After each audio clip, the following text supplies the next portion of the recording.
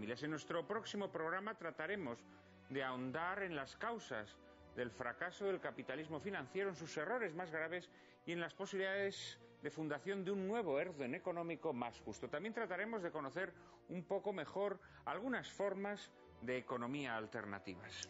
Ilustraremos nuestro coloquio con el pan nuestro de cada día. Un esperanzado drama dirigido por Kim Vidor en los años más duros de la Gran Depresión, en el que un grupo de trabajadores en paro abandona la gran ciudad para fundar en el campo una cooperativa agrícola que les devolverá la dignidad y la alegría de vivir.